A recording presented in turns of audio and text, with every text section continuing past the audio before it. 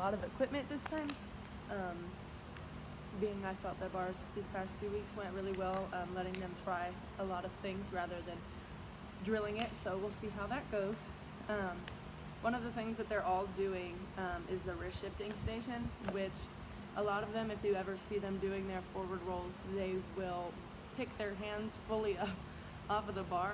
So instead of going this way and kind of just shifting down as they go over, they will literally bend themselves over the bar, one hand, then the other hand, and then roll forward. So we really want to get them to get used to moving their hands on the bar without letting go. Almost like creating friction. They're not really going to know what that word means yet. But any way that you can explain you want to move the bar without taking your hands off it whatsoever, the easier they will understand. So a lot of the times you can have them go here, that way it's easier, and you can go forward, backward. Okay, depending on the level of your kiddos, if they're doing a lot of chin-up stuff or hanging stuff, that would be great. If they're gonna swing on the rings with their arms bent, pretty soon we're gonna do, chin-up holds with a spot at some point. So that's one way you can have them do it below their hip bones, and they're just gonna move one at a time. Okay, same thing, you can have them go forward, backward. Okay, when you do it switching, their hands will slide around it. When you go one at a time, it's just so moving the bar. So anyway, this way, or up by their head, this way. Just moving the bar without taking their hands off it. So that everybody's doing this station, because no matter what level you're in, you could always use work on shifting. And the sooner they get the hang of shifting, the less scared they'll be to roll forward off the bar, to lean backward off the bar, to go around it in general, so they can know that they're moving it on their own, and that they can see that it's the exact same thing without actually having to go through the skill to figure it out. So that should make it a little easier. Over here behind me are the stairs. I'm just going to use a stick to point. Oh yeah, there are the stairs. They're going to hang down, so their hands will be on the rings. They're going to hang down. They're going to walk their feet up the stairs. They're going to try and have straight arms in yellow. And then they're going to walk their feet backwards up the stairs while leaning forwards, and their arms are out behind them, and jump forward roll. This is how I taught my kids to do forward rolls on the rings over the summer when we didn't have a whole lot of different ways to teach it. It randomly was like, oh, why don't we do this way? Or they would try and jump forwards and they just couldn't get it because their arms were like out in front of them. So really, you should have them here. Their arms go behind them, okay, or they can start out to the side. But they'll walk up and they'll stick their arms out behind them, and then they'll jump forward roll. So that has seemed to work wonders. Having their arms start behind them, that way they don't have to like do it all at one time, and they're just already there and they can just boop right over. Seems to work pretty well. And then red will do forward and backward rolls without the stairs. They shouldn't need them. You may have to spot them, but most kids, sometimes even in green, have both forward and backward rolls. So it's more so just gonna be, correcting them on it if they can already do it by themselves.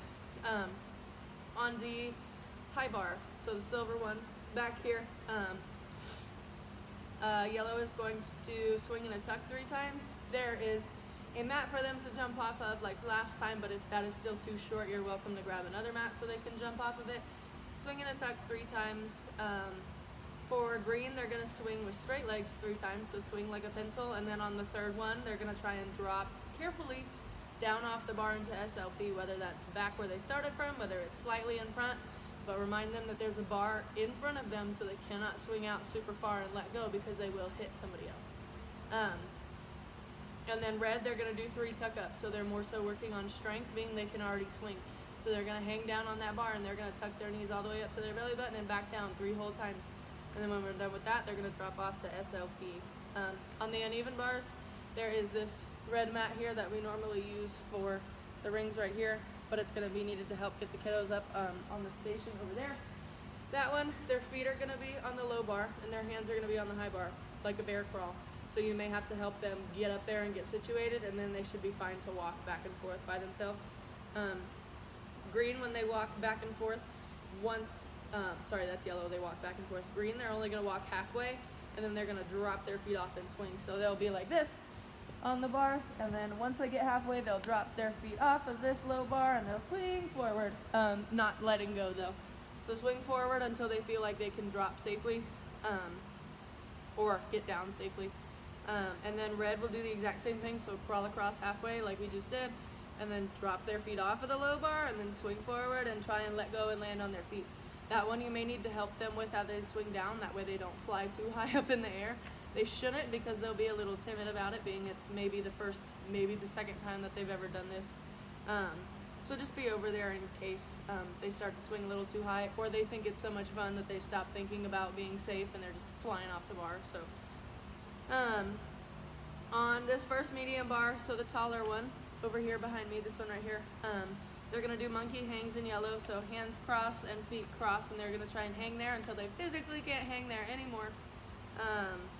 Green is gonna monkey crawl across the bar, so they're going to hold that shape and they're going to try and crawl across all the way, hands and feet, all the way, hands and feet back.